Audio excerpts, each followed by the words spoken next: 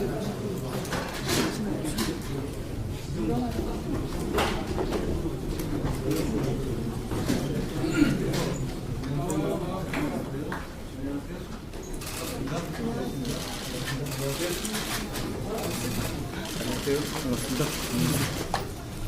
안녕하세요. 한동훈입니다. 안녕하세요. 네.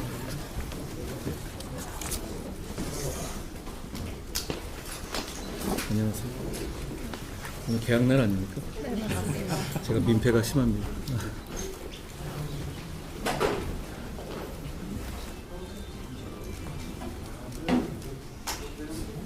한동훈 위원장님, 안녕하세요. 안녕하세요. 오늘이 학교 개강날인데 그러니까 말이에요. 백석대학교를 찾아주셔서 감사합니다. 네. 간단하게 진행을 맡게 될 컴퓨터학부 학생회장 김대원입니다. 반갑습니다.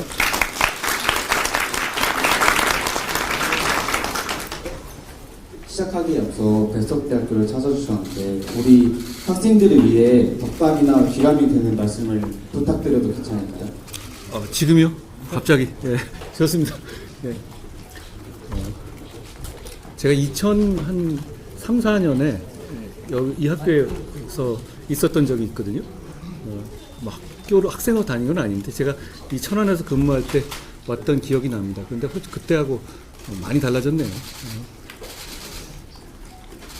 어느 순간 제가 그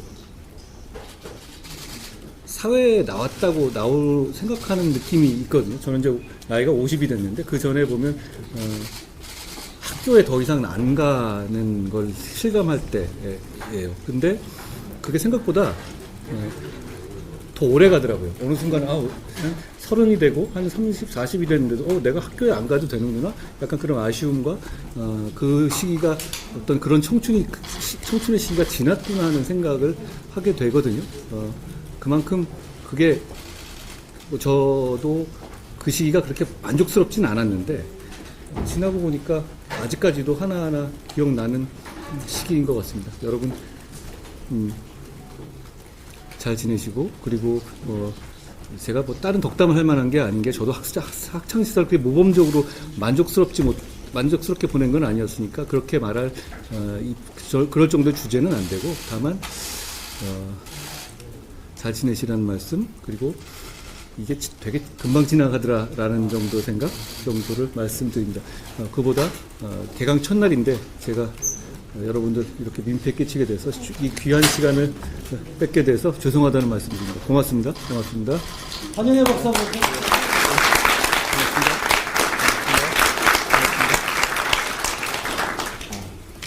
잠바들이 다 다르시네. 네. 감사합니다.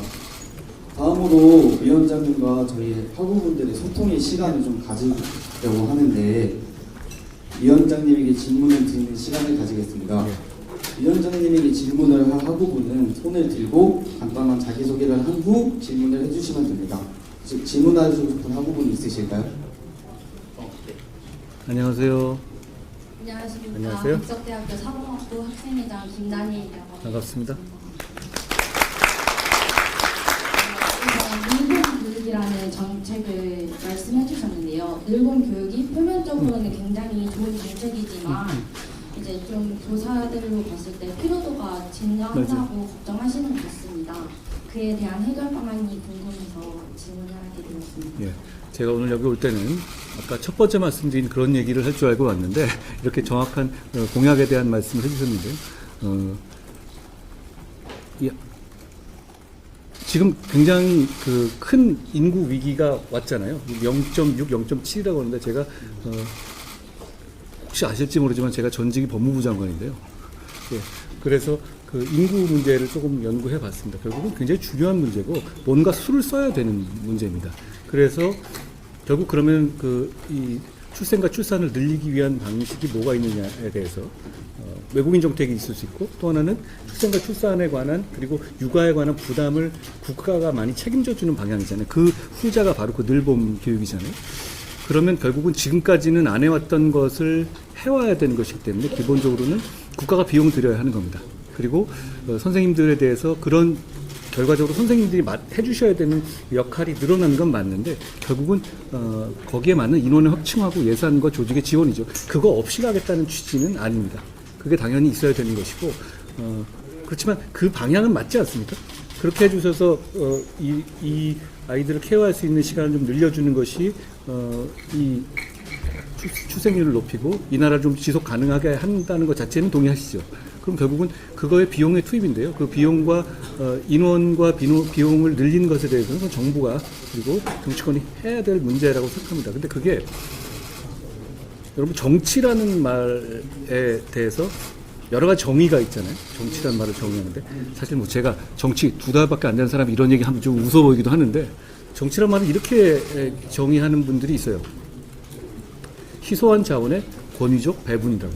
그러니까 어차피 우리가 모든 것을 다 할 수 있으면 너무 좋은데 결국은 자원이 한정되어 있으니까 선택하는 거잖아요. 그런데 지금 2024년에 대한민국에서는 말씀하신 그 지점이 상당히 우선순위를 둘 수밖에 없습니다. 왜냐하면 그게 없이는 10년 뒤에는 정말 이 사회가 지속 가능해지지 않기 때문이죠. 그런 점에서 우선순위를 두고 있기 때문에 인원과 자원 그리고 예산의 지원은 충분히 이루어져야 하고 그렇게 될 것이다 라는 약속을 드립니다. 고맙습니다. 혹시 다음으로 질문을 해주실 학우분 있으실까요? 안녕하세요. 반갑습니다. 그럼 먼저 성공보다 더 잘생기신 질문드리겠습니다. 저는 백석대학교 경찰학부 범죄경학 전공 3학년 예. 이하은이라고 합니다. 3학년이 되신 거죠 오늘? 네. 예. 제가 이번에 법무부와 백석대학교 인성개발본부가 함께 진행하는 백석 중심 기반의 예. 만델라 학교 인성교육 서포터로서 남부에 있는 그 소년 네. 학교 말씀이시죠? 예. 같이 참여를 할 예정이 예. 있는데요. 그때 만델라 학교 만드실 때 그 시각적으로 많이 부정적이었다고 예. 들었습니다. 그래서 제가 질문드리고 싶은 것은 기사대책위원님으로부터 부정적인 시각을 보호하고 예. 만델라 학교를 설립하게 만든 철학이나 그 원동력 같은 것이 있으시면 말씀해 주실 수 있을까요? 그 인턴십을 하세요? 예. 네, 이거 참여할 잘 모르시겠는데 만델라 소년학교라는 건 뭐냐면 저희가 남부에 소년 교도소가 있는데요. 거기서 그 수능을 볼 나이에 있잖아요. 있는 분들이 많잖아요. 그분들에 대해서 우리 교정직 그 교도관 분들 중에서 교사 자격증을 가지신 분들이 계세요. 그분들이 선생님으로서 수업을 하고 그리고 거기 수용된 그 소년 수용수들이 수능 볼 수 있게 하는 그런 학교를 만들었고 그 이름을 제가 법무부 장관 할 때 제가 만든 건 아니고 제가 법무부 장관 할 때 우리 같이 동료들과 함께 만든 겁니다. 그 이름을 만델라 소년학교라고 붙였습니다. 만델라는 제가 굉장히 존경하는 사람이고 그 정신을 지금 우리가 그걸 만드는 정신을 좀 표상할 수 있는 사람이기 때문에 이름을 붙였고요. 그 학교를 만들 때 이런 시각이 있었어요. 여러분, 소년 교도소에 수감될 정도의 이 범죄를 저지른 사람 정도면 그냥 범죄 사실을 보면 악소리가 나거든요. 그러니까 그냥 일반적인 사람이 이 우리나라에서는 어린 나이에 범죄를 저지른다고 해서 그렇게 몇 년씩 감옥에 가지 않아요. 강자 붙은 사람들인 거예요. 어떤 건지 아십니까? 강도니 강간이 뭐 이런 유해 그 나이에. 그러니까 나랏돈 들여가지고 그 사람들에게 수능을 볼 수 있게 기회를 주는 것 자체에 대해서 사람들이 아니 아까 제가 말씀드렸죠. 희소한 가치의 권위적 배분이 정치라고. 왜 희소한 가치를 걔네들한테 배분해야 하는지에 대해서 여러 가지 다른 생각이 있을 수 있고 저도 그건 충분히 동의합니다.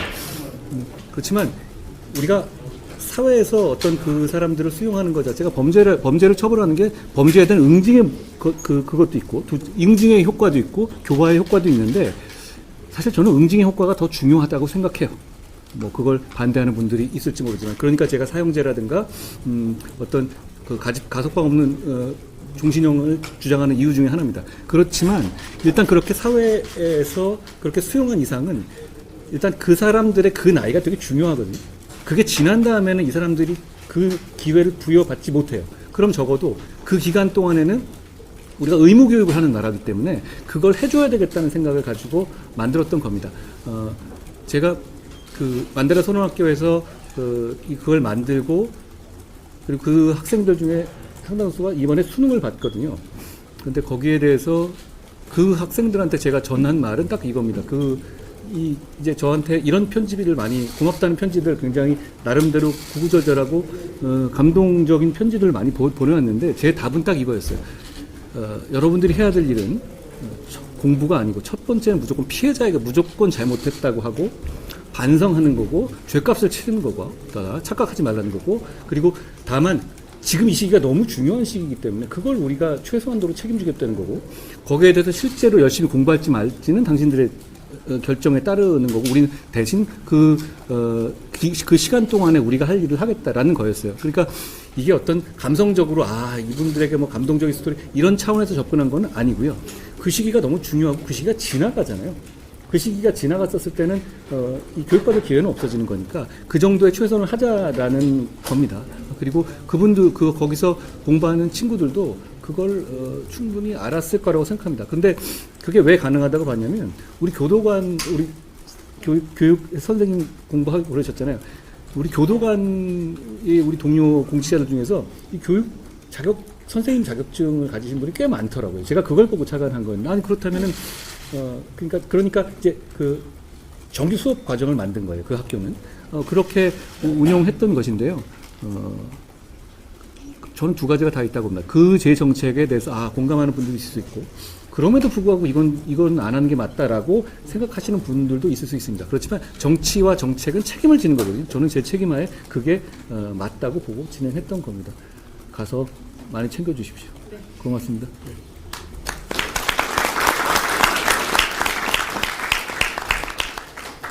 감사합니다. 혹시 다른 질문을 해주실 학우분이 있으실까요?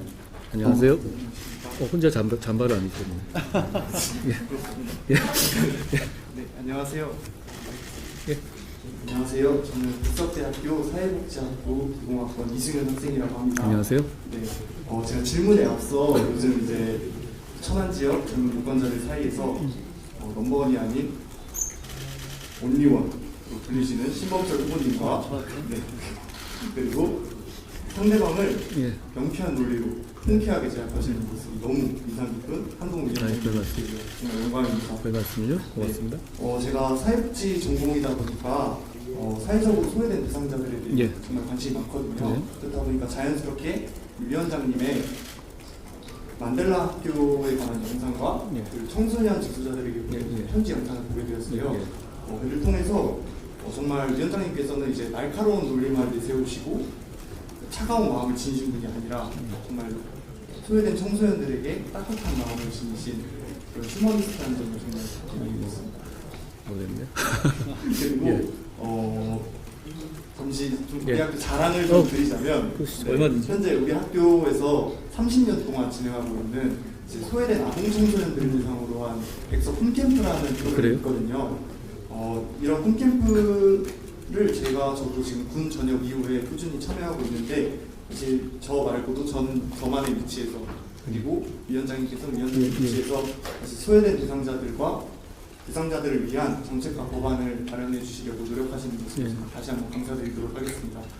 그리고 제가 질문 드리고 싶은 게 있는데, 저는 대학 시절을 지금 보내고 있습니다만 제가 졸업 이후에도 꾸준하게 계속 소외된 계층들과 함께 할 수 있는 시간이 있을까라는 의문이 들었는데요. 사실 지금 두 분께서는 지금 사회적으로 그리고 국가적으로도 큰 성공을 하신 이후에도 지금까지도 소외계층에 대해서 정말 관심이 많으시고 그에 관련된 정책을 마련해 주시고 계시잖아요. 혹시 이렇게 하실 수 있는 그런 비결이 있으시다면 듣고 싶습니다. 그리고 또 나중에 혹시 기회가 된다면 7월에 저희 홈캠프에 직접 두 분이 오셔서 참여하는 그때 홈캠프 7월에 있어요? 네, 맞습니다. 참여자들과 그리고 참여한 어린이 청소년들에게 힘이 되어주실 수 있는 제 관해서 질문드리겠습니다. 먼저 제가 그때까지 올해 7월까지 정치를 하고 있다면 제가 오겠습니다. 그리고 제가 정치를 안 하고 있다고 하더라도 오겠습니다. 좋은 일이네요. 우리 신 후보님은 어떤 인격적으로 저보다 훌륭하시니까 여러 가지 생각이 있으시겠지만 저는 그렇게 생각합니다. 저는 지금까지 제 직업적인 이 지향의 방향을 공공선의 추구라고 생각하고 살아왔어요. 그러니까 뭘 하든 간에 공공선을 추구한다라는 인생의 목표가 있었거든요. 제가 뭐 정치 2달밖에 안 한 정치 신인이라고 하잖아요. 그런데 사실 정치라는 것은 공공선의 추구라고 생각합니다. 어떤 권력의 추구라든가 이런 건 좀 작은 의미인 것이고, 그 공공선의 추구라는 그런 의미의 정치는 저나 여기 앉아 계시는 기자님들이나 역시 같이 하고 있는 거라고 생각하고요. 그런 면에서 저는 한 30여 년 가까이 정치를 했다고 생각합니다.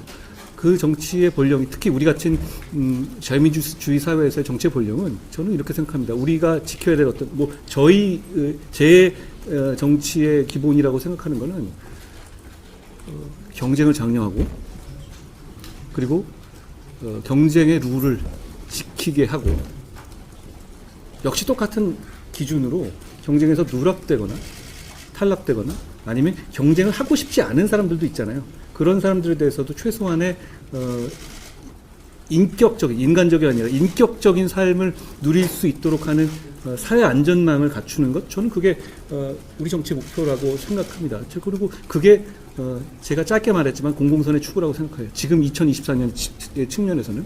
그렇다면 그 역할을 각자의 위치에서 다 하는 게 중요하다고 생각합니다. 저는 우리 성함이? 이승윤 선생님이야말로 그런 의미에서 공공선을 추구하고 계시다고 생각하고, 그게 뭐 학생으로서 학업 굉장히 하실 거 많잖아요. 하고 싶은 것도 많고, 그리고 시간이 부족하실 텐데 그럼에도 불구하고 그런 일을 꾸준히 하신다는 것, 게다가 군대 갔다 와서 그런 얘기를 한단 말이에요. 그건 참 드문 일인 것 같은데요. 그런 일을 하시는 것에 대해서 제가 존경한다는 말씀을 드리고, 그런 마음이면 좋을 것 같고, 저도 어릴 때 그런 마음을 가졌던 것 같아요. 어릴 때 하거나 직업을 처음 시작할 때. 근데 그런 마음을 잊지 않도록 더 노력하겠습니다. 좋은 일 해주셔서 고맙습니다. 감사합니다. 예.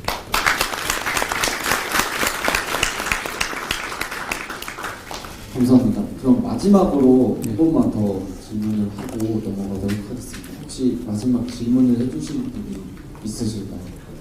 안녕하세요. 28년째는 뭐죠? 28. 네, 학부학생이에요. 28대 학생이시구나. 예. 네, 안녕하세요. 저는 대수대학교 기독교학부 부학생회장 박찬입니다. 안녕하세요.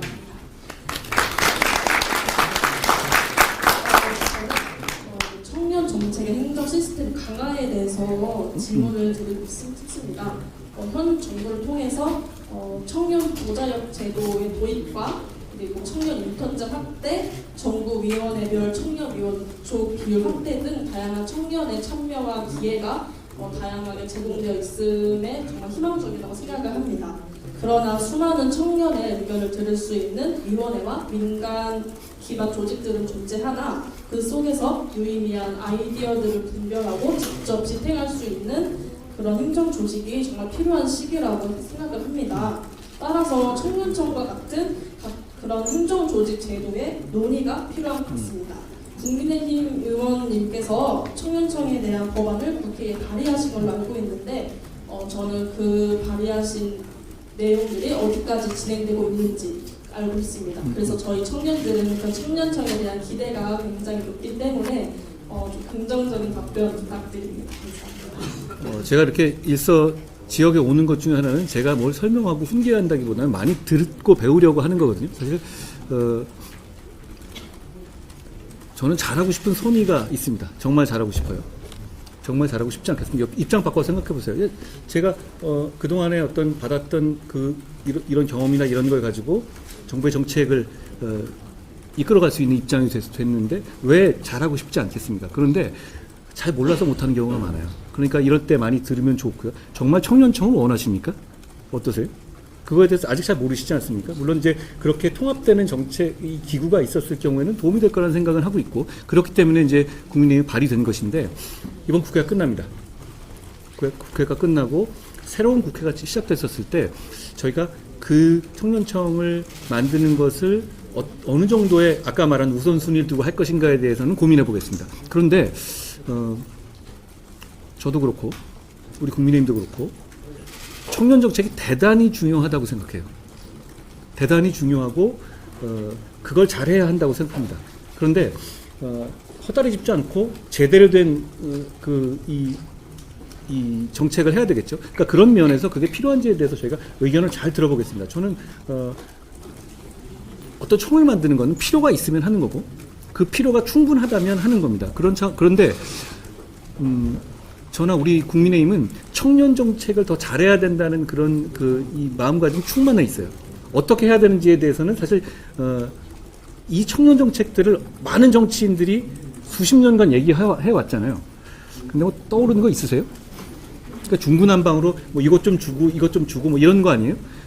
그런데 어느 하나를 통합해서 움직이는 것에 대해서는 굉장히 필요하다고 생각해요. 근데 이 청년이라는 이 카테고리가 되게 애매하잖아요. 그러니까 청년이시긴 하지만 각자의 뭐 이해관계라든가 원하는 게 딱 같습니까? 그렇지는 않죠. 그러니까 그걸 하나로 묶는 게 나을지 아니면 각 부서마다 청년 정책을 아주 강제적으로 할당해서 이거를 하라고 운영하는 게 맞을지는 어떤 게 더 나을지는 좀 생각해 봐야 되겠습니다만 청년 정책을 정말 잘 해봐야 되겠다는 생각합니다. 그리고 이게 좀 단편적이지만 청년 정책에 대해서 우리도 많이 준비하고 있거든요. 전에 제가 숭실대학교에 처음 가서 얘기했던 것 중에서 그 즈음에 파격적인 이 장학금 제도를 준비하겠다고 정부와 함께 준비하겠다고 했는데요. 정부에서 충분히 여러 가지 준비를 해서 아마 그것을 준비하고 있는 것으로 제가 알고 있습니다. 그걸 한번 봐주시고 그리고 혹시 다시 제가 뵐 기회가 있을 때 그걸로 부족한지 아닌지 한번 다시 한번 얘기해 주셨으면 좋겠습니다. 저는 청년 정책과 관련해서는 이런 마음이에요. 그러니까 제가 어디서 했던 말이긴 한데요. 좀 미안한 마음? 제가 웬만하면 미안한 마음 잘 안 갖거든요. 근데 여러분들께는 미안합니다. 어떤 면이 그런가 하면 이게 어차피 시대적인 상황이었어요. 우리 신법조 차관도 마찬가지지만 저희가 여러분처럼 청년 생활할 때는 지금 이제 여러분들은 이 취업이라든가 이런 고민들이 많으실 수밖에 없잖아요. 그런데 우리는 그런 고민이 잘 없었어요. 근데 그 이유가 뭐였냐면 이 고도 성장기였기 때문에 파이가 계속 커져서 이 잡을 구하려는 우리가 더 갑의 입장이 있었거든요. 특별히 그 양질의 그 일자리들이 나라가 계속 경제가 규모가 커지고 이 파이가 점점 제로섬 게임이 아니었던 거죠. 매년 10%씩 성장하고 8%씩 성장하고 이런 성장률의 시대에 살았는데 그때는 그게 되게 당연하게 생각했거든요. 그리고 그때는 그런 시기가 영원히 지속될 거라고 생각했어요. 그러니까 정책을 보는 담당자들이나 아니면 그 청년의 입장에서 이거 너무 당연한 거 아니야? 라고 했는데 어느 순간 2000년대 초중반을 넘어서면서 그게 당연하지 않은 걸로 됐더라고요. 그러면서 그 이유는 그런 거죠. 사실 누구의 잘못은 아니에요. 나라가 그만큼 발전해서 더 이상 그런 식의 경제 성장은 세계 어디에도 없는 상황이 된 거죠. 우리가 개도국이 아니라 선진국이 되면서요. 그러므로 인해 가지고 우리가 가졌던 그 청년 시기의 고민이라든가 어려움보다 훨씬 더 힘드실 거라는 걸 제가 너무 이해하겠어요. 그러니까 그런 면에서 저희는 죄송하고 미안하다는 마음이 있습니다. 그리고 잘해드려야 한다는 생각이 너무 많이 있어요. 근데 저는 다른 상대에 대해서 너의 마음을 100% 이해라는 말을 믿지 않거든요. 그거 어떻게 100% 이해해요? 그거는 입장이 다르잖아요. 모르는데 다만 노력할 뿐이죠. 그렇게 노력하는 것이 결국은 이런 대화인 것 같아요. 그래서 어떤 부분이 필요한지 저희가 희소한 자원을 권위적으로 배부할 때 어떤 배분을 통해서 청년의 삶을 낫게 할 수 있을지에 대해서 많이 얘기를 해주셨으면 좋겠습니다. 그런 차원에서 여러분을 대상한 건 아니지만 저희도 정치에 참여를 많이 해주셨으면 좋겠어요. 정치 참여가 많이 해주셨으면 좋겠다는 생각을 하거든요. 저는 우리가 많이 착각하고 있는 것 중에 하나가 지금의 소위 말하는 MZ세대, 여러분의 세대는 정치에 관심이 없다라는 말을 하는 분들이 많잖아요. 그거는 사실이 아닙니다. 진짜 정치에 관심이 없었던 건 우리 세대예요. 저희가 20대 때 그리고 지금 뭐 교수님 20대 때, 30대 때 그때의 그 청년층의 투표율과 지금 여러분의 투표율을 비교해 보시라고요. 우리가 훨씬 낮았어요. 뭔가 착시를 갖고 있는 거죠. 지금의 청년 세대는 굉장히 정치에 대해서 그리고 자기 삶을 정치를 통해 바꾸려는 그런 입장을 갖고 있거든요. 그렇기 때문에 청년 세대가 정치에서 목소리를 더 내고 거기서 지분을 많이 확보해야 한다고 생각합니다. 그런데 지금의 룰대로라면 그게 더 어려워요. 왜냐하면 이렇게 절대적인 그 승부를 보게 되면 제가 어서 얘기했지만 20대나 30대의 저하고 지금 50 먹은 저하고 보면 20대, 30대의 제가 머리는 훨씬 좋겠지만 이 경험이라든가 그동안 쌓아온 거라든가 퍼포먼스라든가 이런 걸 비교했었을 때는 당연히 50대에 제가 이길 거예요. 그런 식으로 정치 참여라든가 이런 거를 재단하듯이 기준을 나눈다면 20대나 30대나 30대 초반의 분들이라든가 이런 분들은 정치에서 자기 목소리를 실제로 차지하는 중요성에 비해서 내기가 어려울 겁니다. 그러니까 정치적인 보정이 필요하다고 생각해요. 그러니까 저희가 이번 비례공천 그리고 저희가 몇 군데 얘기했는데 저희가 우리 당이 많은 국민들에게 일반적으로 사랑을 받아왔던 지역들이 있어요. 뭐 강남 지역이라든가 이런 부분에 대해서 저희가 국민공천이라고 해서 제한 없는 어떤 이 공모를 받고 그 중에서 선택을 했거든요. 저희는 그 과정에서 이 청년 세대가 정치에 효율적이고 실질적으로 참여하실 수 있는 기회를 넓히기 위해서 노력해 볼 겁니다. 부족할지 모르지만 그런 마음으로 한번 해보겠다는 말씀을 드립니다. 여러분을 뵈서 너무 좋았습니다. 제가 원래 신학기 첫날에 대학생들이 이렇게 학교에 많이 나옵니까? 저는 안 나갔던 것 같은데 올해 2024년 봄학기를 더 즐겁고 더 의미 있게 보내시기를 바랍니다. 한번 뵙게 돼서 너무 고맙다는 말씀을 드립니다. 고맙습니다.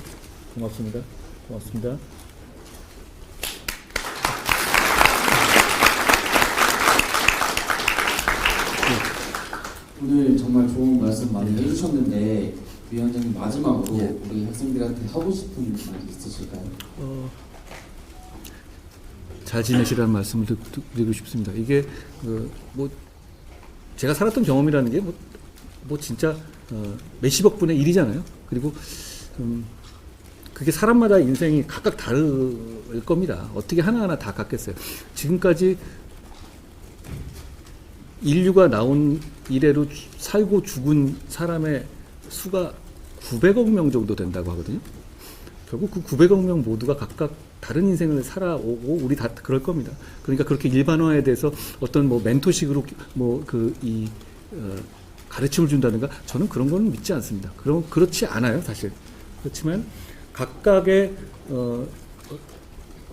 이 중요한 인생의 장면에서 옳은 선택을 할 수 있도록 다른 사람들의 좀 존경할 만한 사람들의 인생이라든가 이런 걸 보고 좀 배우고 이런 거는 좀 도움이 많이 됐던 것 같아요. 지나고 보면 물론 이것도 뭐 저의 한 사람의 인생에 관한 것이기 때문에 그걸 뭐 일률적으로 그게 맞다고 할 수는 없겠지만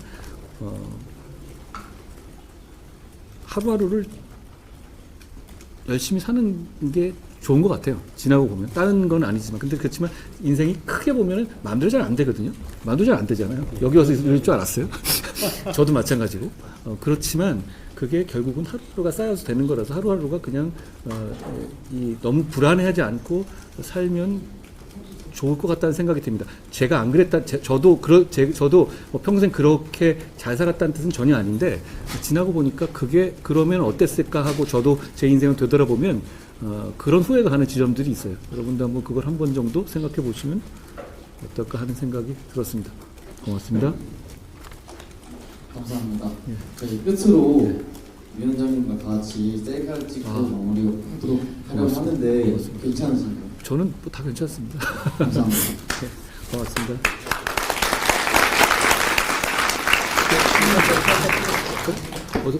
순서는 어떻게 할까요? 많이 오셨네. 안녕하세요. 사진 촬영하시고 싶으신 안녕하세요. 옆에서 하나씩 같이 사진 촬영하고 안녕하세요. 하겠습니다. 안 하셔도 돼요. 카메라 끄고 우리 여기 다 같이 뭘 산다? 다 같이 안녕하세요. 다 같이 찍을래요? 다 같이 몇 학년이세요? 저는 2학년 됐습니다. 아, 1학년이셨던 거죠? 네. 잘 드시고요. 감사합니다.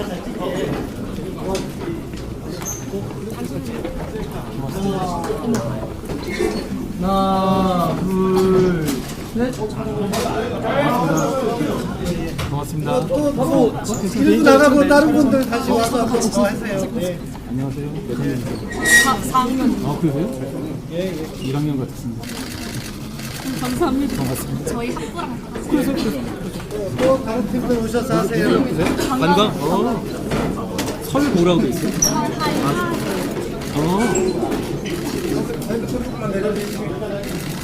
반갑습니다. 또 다른 팀. 성함이? 윤봉수입니다.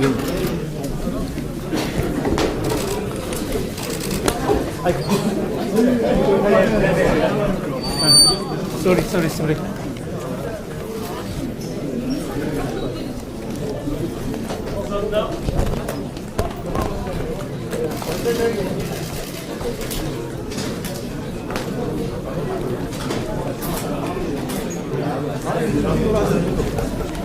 이런 걸 합시다.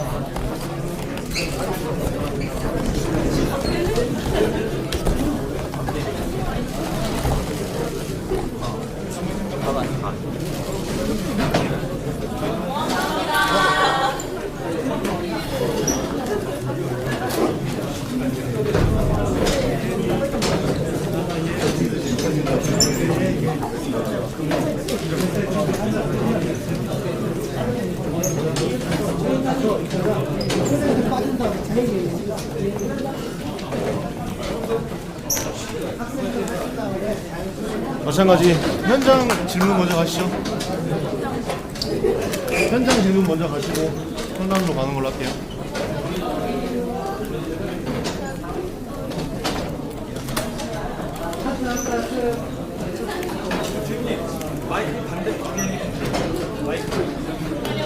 이거?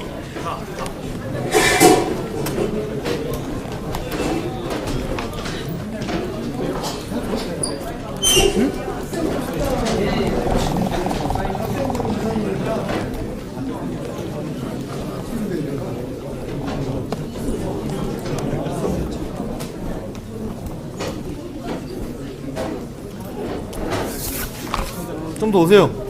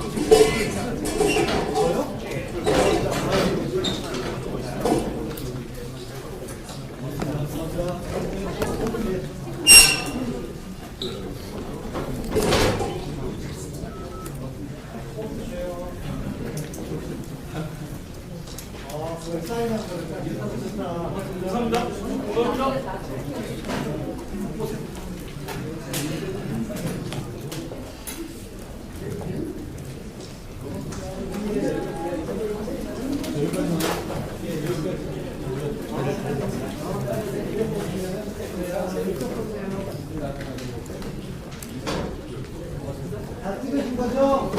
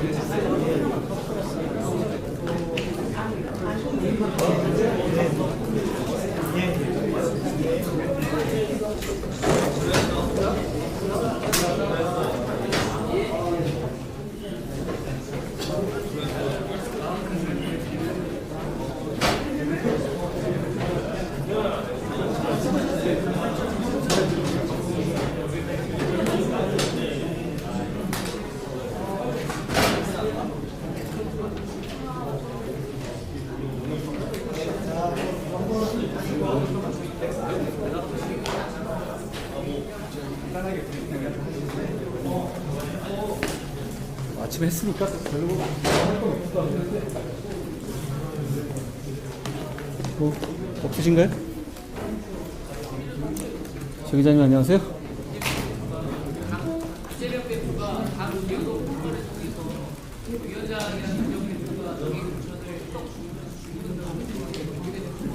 그분 참 뻔뻔하지 않습니까? 우리 국민의힘의 공천에서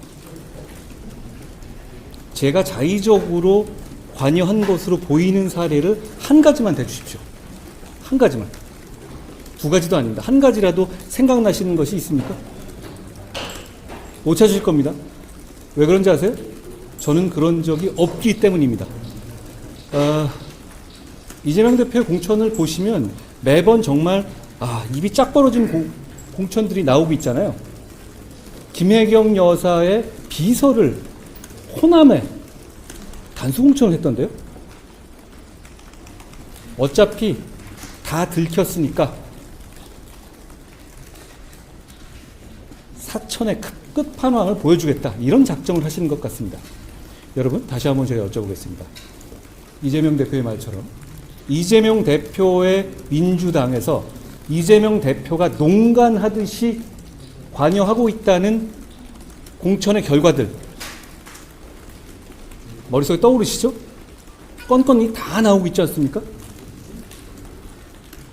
제가 이끄는 국민의힘에서 제가 그러는 것이라고 의심을 받는 건이라도 하나라도 있습니까? 단 하나라도 있어요? 그걸 정확하게 비교해 주시기 바랍니다. 안녕하세요. 권 기자님 안녕하세요. 1대1 토론 관련해서 이재명 대표가 윤 대통령을 먼저 만나야 된다면서 사실상 거절했는데 다시 제안할 의향이 궁금합니다. JTBC도 저희에게 요청했고 저희가 이 수락을 바로 했습니다. 이 나라에 있는 거의 모든 방송사에서 요청하고 있죠. 그런데 대통령과의 토론 때문에 못한다? 그게 말입니까? 그거하고 그 대통령과 토론을 하고 싶다는 거하고 총선 국면을 앞두고 여당의 대표와 야당의 대표가 국민의 선택권을 보장하기 위해서 토론을 하겠다는 것과 하고 그게 어떻게 조건 관계가 되죠? 저는 이 말씀을 드리고 싶어요. 이재명 대표의 마음을 이해하는 면이 있거든요. 왜 이렇게 저와의 토론에서 도망가려고 하겠습니까? 저는 1대1 토론을 하게 되면 이재명 대표가 거짓말을 하지 않을 수 없기 때문이라고 생각합니다. 법카, 당신 쓴 거 맞냐? 대장동 비리 어떻게 된 거냐? 성남FC 뇌물 당신이 알았냐? 대북송금 당신이 알았냐? 등등 너무나 많죠. 그러면 샴푸 썼는데 그게 하늘에 떨어진 거였냐? 경기도 성남 있었던 모든 법카에서 공무원들을 몸종처럼 부린 것 어떻게 된 거냐? 여기에 대해서 이재명 대표는 생방송 토론에서 거짓말을 할 수밖에 없을 겁니다. 그런데 여러분 하나 강구하고 계실 것은 이재명 대표는 늘 거짓말을 하지만요. 지금의 거짓말은 성격이 또 달라집니다. 왜냐하면 곧바로 선거법 위반이 되거든요. 과거에 이재명 대표가 TV 토론에서 얘기했던 것 때문에 선거법 위반으로 대법원까지 갔던 것 같은 거죠. 그렇지만 지금은 너무너무 노골적인 거짓말을 하지 않을 수밖에 없을 겁니다. 그렇기 때문에 피하는 것이라고 저는 생각합니다. 그런데 우리는 모두 거대 양당을 이끄는 정치의 리더입니다. 사실대로 토론하면 됩니다. 그리고 그걸 못할 정도라면 저분은 정치하면 안 되는 건 아닙니까? 다시 한번 말씀드리면 이재명 대표가 원하는 시간에 원하는 방송사에서 누구를 사회로 내세워도 상관없습니다.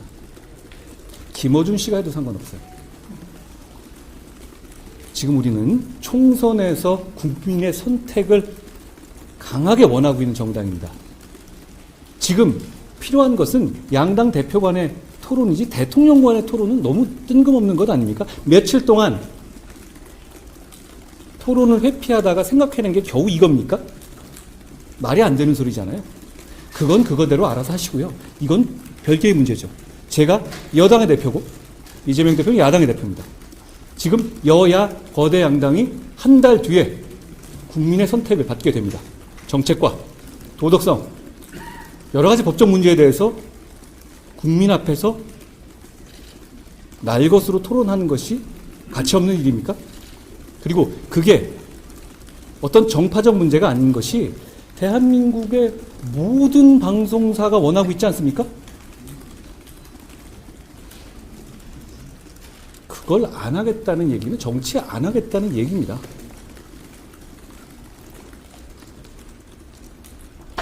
응해 주실 것을 요청드립니다. 제가 다 맞춰드리겠습니다. 그걸 거부하는 이 명분이 너무 구차하잖아요. 네, 안녕하세요. 비례정당 공관위원 여당 공관위원이 임직하게 됐는데 이성정당 만드실 때 당의 입장 충분히 이해를 하거든요.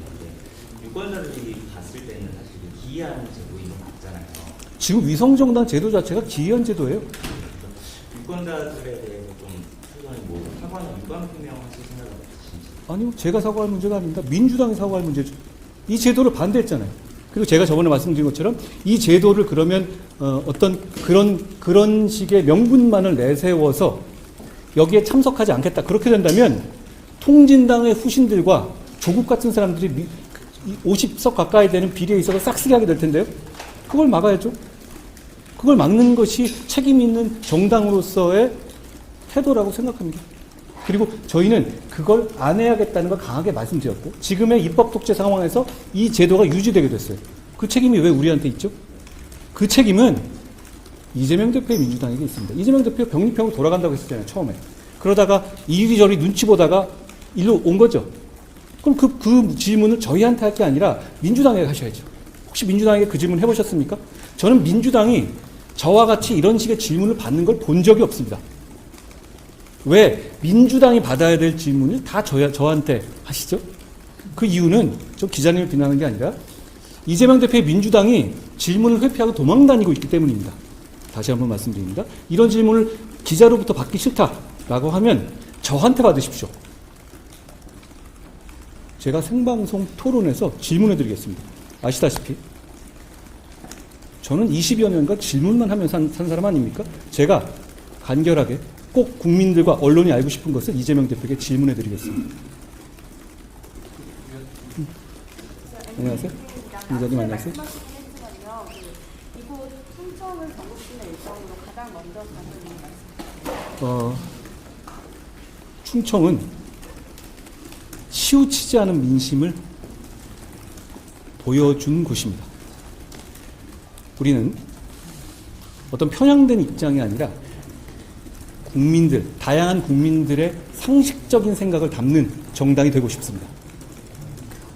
충청에서 충청의 시민들의 마음을 얻는 것이 저희는 이 선거를 출발하는 우리의 마음과 같다고 생각합니다. 그래서 이곳 천안에 먼저 오게 된 것입니다. 저희는 충청민들은 그동안 선거 과정을 보시면 대단히 냉정하시고 대단히 정확한 판단을 해오셨습니다. 저희는 그런 마음으로 이 선거를 시작하려고 하는 겁니다.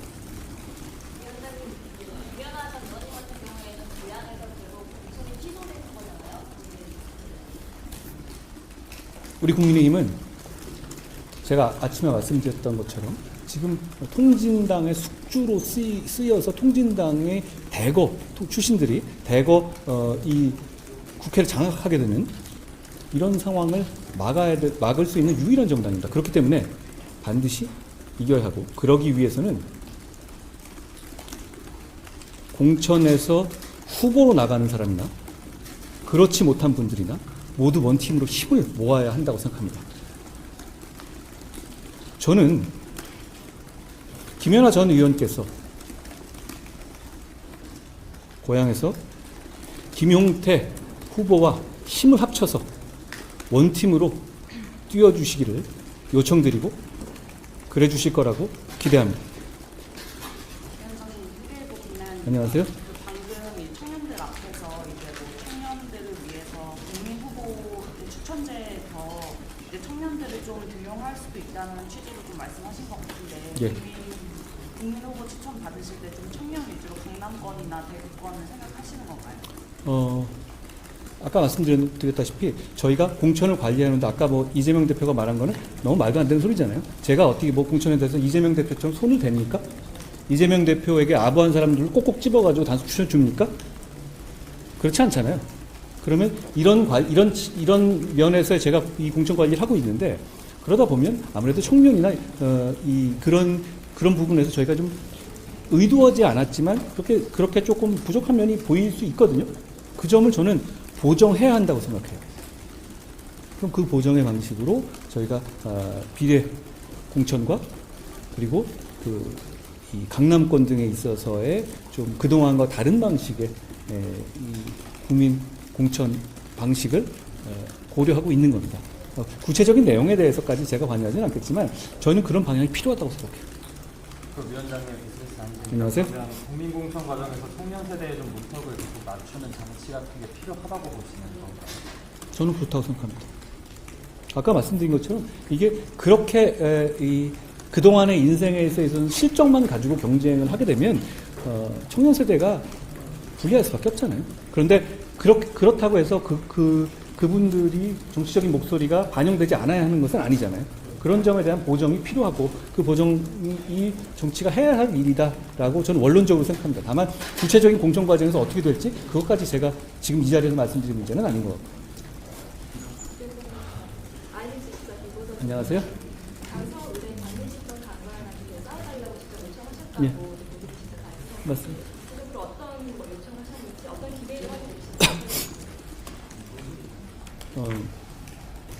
우리는 지난 선거에서 참패했습니다. 그러다 보니 그리고 이 지난 지방선거에서는 많은 인재들이 또 우리가 적극적으로 투입해서 선거를 치렀죠. 그러다 보니까 우리 입장에서 굉장히 중요한 인재들이 사실 많이 한정돼 있어요. 그렇다면 우리는 이 절체절명으로 국민을 위해 중요한 선거를 앞에 두고는 모두가 최선을 다해야 하는 것이죠. 박문식 후보 같은 정도의 큰 정치인이 어려운 곳에서 의미 있는 승리를 해 주셔야 한다고 저는 부탁드렸고요. 그리고 저도 그리고 김성태 의원도 전 의원도 박민식 후보의 당선을 위해서 최선을 다하겠다라는 뜻을 전했습니다. 초안 다 벗었는데 여기가 지난 선거에서는 차득표 정도로 되게 아쉽게 패배한 곳이거든요. 이번 총선은 좀 어떻게 그리고 이번 총선은 국민들께 누가 더 절실하고 누가 더 선의로 다가가느냐라는 문제 같아요. 이재명 대표의 민주당은 지금 공천하는 거 보면 어차피 너네 우리 찍을 거 아니야? 이런 마인드인 것 같아요. 이렇게 망가지고 마음대로 사천을 아무나 꽂고 자기 주변에 있는 사람들, 아첨하는 사람들 꽂아도 어차피 너희들 우리 찍을 거 아니야? 너희들 그렇다고 해서 국민의힘 찍을 거야? 이런 마인드 같아요. 이런 정당과 어떻게든 국민이 원하는 방향으로 변화하고 외연을 넓히고 국민께 다가가고 국민께 절실하게 사랑을 갈구하는 정당과 어떤 정당이 국민의 삶을 나아지게 할지, 천안 지역의 시민들의 삶을 나아지게 할지 국민들께서 봐주실 거라고 생각합니다. 저희는, 그리고 저기 신범철 후보는 그걸 위해서 최선을 다할 겁니다. 그게 느껴지시지 않습니까? 여러분께서 비판하시거나, 저희가 추천제 같은 것도 말씀드리는 것이, 여러분들께서 저는 그건 여러분이 동의하실 거라고 생각해요. 제가 적어도 최소한 빼어하려고, 공정하려고 노력하고 있다는 점, 공천에서, 시스템에서. 그렇지만 거기 나온 결과에서 좀 나이가 좀 많은데 이런 말씀 지적하셨을 때 그래? 아니 어차피 우리는 이런 시스템에 노력하고 있으니까 그대로 갈 거야 라고 선택할 수 있는 길이 있고, 우리는 최선을 다해서 그런 거지만 이런 결과가 이런 부분이 있으니 언론이라든가 국민들께서 이런 지적을 하시니까 우리가 어떻게든 간에 이걸 보완하겠다라는 선택을 할 수가 있을 겁니다. 저희는 두 번째 선택을 하는 거잖아요. 이런 정치 집단과 야 어차피 너네 우리 찍을 거 아니야. 너네가 뭐 그렇다고 국민의힘으로 가겠어? 라는 생각을 가진 집단과 저는 우리가 국민을 위해서 더 잘 일할 수 있는 정치 집단이라고 생각합니다. 저희는 실제로 되더라도 그 이후까지도 그 마음으로 일할 겁니다. 여기까지만 하겠습니다. 국민의 미래가 사실상 국민의힘과 한 식구라고 강조해 오셨는데 그러면 국민의 미래 비례 후보자 추천에도 직간접적으로 관여하실 계획이신가요? 지금 민주당 계열의 그 비례 후보들 있잖아요. 그 이재명 대표가 관여하지 않을까요? 이 문제는 굉장히 기형화됐지만 결국은 이걸 현실로 받아들인 상황에서 제가 말씀드린 것처럼 국민의힘이라면 국민의힘 이름으로 추천할 수 있을 만한 비례대표를 추천하겠다는 겁니다. 오히려 근데 민주당 계열은 이걸 더 뒤틀고 있죠. 자기 이름으로는 차마 추천하지 못할 사람들을 통진당 후예라든가 더 극좌된 사람들이라든가 이런 사람들한테 아예 지분을 인정해주고 있잖아요. 저는 저 당 나중에 어떻게 하려는지 모르겠어요. 저 어떻게 비례 순번을 정하려는지 정말 걱정됩니다. 국민들이 그거 알고 저거 찍어줄까요? 저 당을 찍어줄까요? 저는 그 점에 대해서 오히려 우리가 차이가 있는 거예요. 우리는 담백하고 그냥 이 과정 자체라든가 내용 자체가 그냥 제가 말씀드린 이대로예요. 그렇지만 이 민주당 계열의 정당은 그렇지가 않잖아요. 도대체 뭘 하겠다는 것 자체가 국민은 완전히 소외된 상태에서 자기들끼리 쏙닥쏙닥 하고 있는 건 아닙니까? 저는 그 정치보다 우리 정치가 훨씬 더 투명하고 정확한 정치다. 국민을 위한 정치다라고 확신합니다. 마지막으로 하나만 더. 예. 개혁신당 이준석 대표가 위원장님 사성을 출마하라고 얘기했는데 혹시 입장 있으신가요? 저에 대해서 얘기하는 분이 굉장히 많아요. 제가 하나하나 굳이 언급할 필요가 있을까요? 고맙습니다.